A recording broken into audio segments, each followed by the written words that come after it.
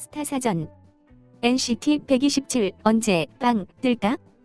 국내 최대 연예기획사인 SM 엔터테인먼트의 힘은 일단 데뷔를 하고 나면 멀지 않아 톱스타가 된다는 믿음에 있다. 따라서 수많은 연예인 지망생들이 SM 엔터테인먼트 연습생이 되기를 희망한다.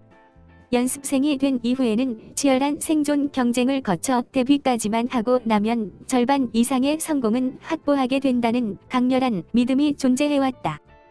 그도 그럴 것이 그동안 SM 엔터테인먼트에서 데뷔한 아이돌 그룹은 오래지 않아 대중의 눈과 귀를 사로잡으며 당당히 톱스타 자리에 올라왔기 때문이다. 동방신기, 샤이니, 엑소, 소녀시대, FX, 레드벨벳 등 한 팀도 예외가 없었다. 하지만 그런 전통이 아직 작동하지 못한 팀이 있다. 바로 지난 2016년 데뷔한 NCT다.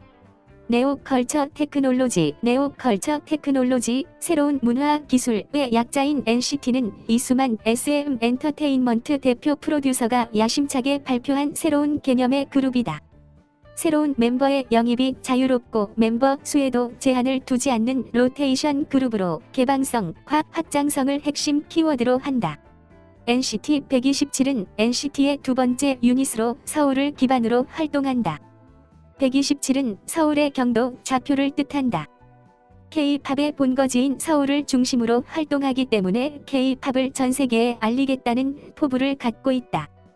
데뷔 멤버는 태일, 태용, 유타, 재현, 윈윈, 마크, 해찬 등 7인. 그리고 2017년 1월 발표한 미니 앨범 리미트리스부터 도영과 찬이가 합류했고 2018년 10월 정규 1집부터 정우가 참여해 10인조가 완성됐다. 데뷔 타이틀곡은 2016년 발표한 소방차. NCT 127은 데뷔와 동시에 아이비클럽 모델을 비롯해 단숨에 광고계의 블루칩으로 떠올라 특급 신인다운 면모를 보여주었다. 이듬해 두 번째 미니 앨범 타임리스를 발표하게 되는데 타이틀곡 무한저가로 점점 존재감을 드러내게 된다. 2018년에는 정규 1집 타이틀곡 레귤러로 NCT의 서브그룹 중에서는 최초로 지상파에서 1위를 차지했다. 어쩌면 그동안 SM 엔터테인먼트 소속 아이돌 그룹이 1위 트로피를 거머쥔 시기와 비교한다면 다소 늦은 감이 없지 않다.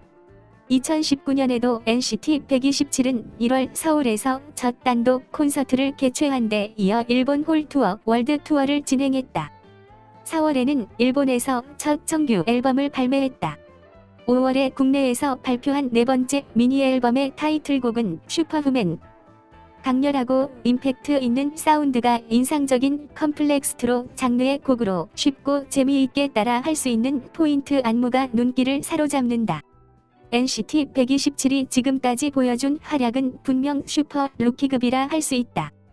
하지만 SM 엔터테인먼트 소속임을 감안하면 100% 만족할 만한 수준이 아닌 것은 분명하다. 그만큼 NCT 127이 기대만큼 성장하지 못했다는 의미다. SM 엔터테인먼트에서도 NCT 127에 대한 기대치가 크다. 이수만 대표 프로듀서가 야심차게 기획한 그룹이기 때문이다. 업계에서는 조만간 NCT 127이 엑소에 버금가는 빅스타 될 것이라 전망한다.